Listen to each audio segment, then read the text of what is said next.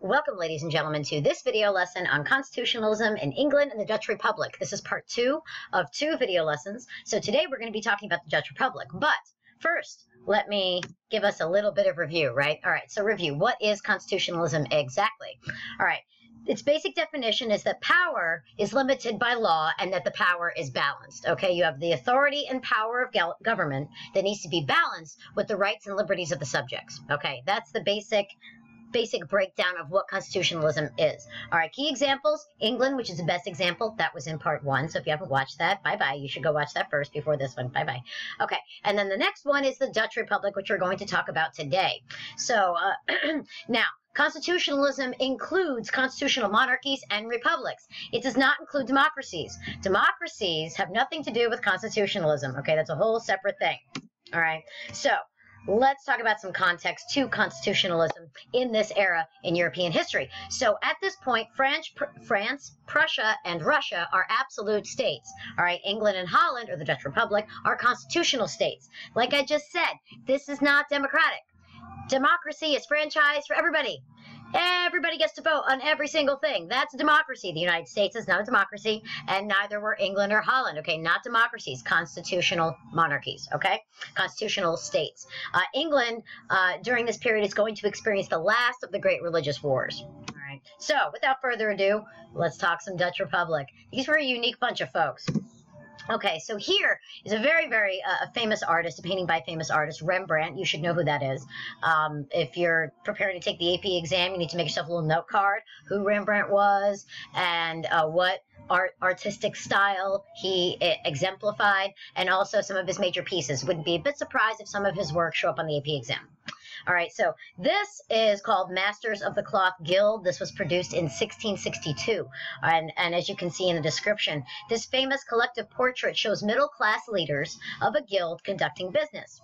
The image is emblematic of the industriousness of the Calvinist burghers in the Netherlands. I think I'm saying that wrong. I have issues with pronunciation. But anyway, so this is, you have to remember that in this region, okay, you have the first Calvinist state, all right, that was under John Calvin in Geneva. Okay, so this whole region of Europe is very, very Protestant. So I want you to keep that in mind as we're examining the Dutch Republic.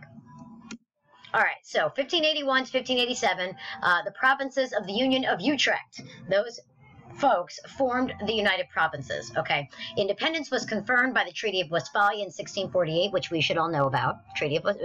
Peace of Westphalia, right? This is important. This led to the golden age of the Netherlands. Okay, power was held by regents in an oligarchy. So again, not a democracy, oligarchy. Okay. So the States General handled foreign affairs, all right? So they have one unique entity that handled diplomacy and discussions with foreign governments, all right? The States General appointed stadtholders, otherwise known as representatives, in each province, who then reported to the States General. Holland, who had the largest navy in the region, they dominated, which this is what allowed them to settle the New World and start some of their colonies, which England eventually bought, all right? Dutch were Republicans, and they were Calvinists. Okay, so they were all about a Republican government, not as in Republican the party, but as in Republic the system of government. And they were also Calvinists, all right? Their belief in how they should operate stemmed from the beliefs of John Calvin, who we should remember from the Protestant Reformation. All right, so the political success was based on economic prosperity. All right, herring fishing was a cornerstone of their success. Those profits allowed them to build, and then they were able to become transporters, not exporters. Okay, so why is that significant? Well, if you're transporting other people's stuff, you don't have to worry about producing that stuff yourself. All you need to do is build some ships and you take it to and from. So you're effectively the middleman. You don't have to shell out the money or the resources to produce these raw materials, nor do you have to engage in the negotiating process for how much you're going to sell them for. You just ship them to and fro. Much easier and less transaction costs, as we would say in economics. They were also very tolerant of religion, all right? They were Calvinists, but they were tolerant of a religion. And when you are tolerant, you attract investments. Ask North Carolina how that's working for them right now. In 1602, the Dutch East India Company was created. That was a joint stock company. This was the company that would found New Amsterdam and the New World and some other colonies that were formed in North America. Okay, the East and West India Companies eventually became tools of imperialism. Imperialism is something we will talk about in a later unit. So they were ruled by very wealthy merchants with middle-class values. Okay, these people were not born into wealth necessarily, but through hard work and through smart investment and smart decision-making, they were able to gain a good deal of wealth. All right, the Dutch East India Company facilitated this overseas imperialism, the act of controlling other people in other places and imposing your ideas upon them.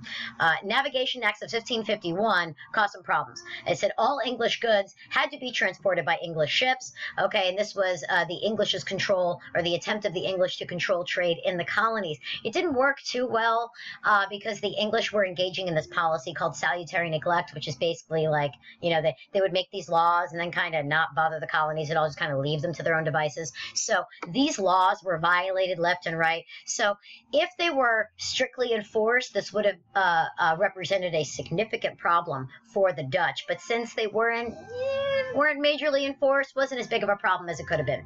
The wars of the 17th and early 18th centuries caused significant decline. All right, we've got a lot of wars of succession happening throughout Europe at this point, and that caused some issues because when you're fighting, you're too busy trying to not die in order to engage in commerce, which is what the Dutch, but that's where the Dutch made their money.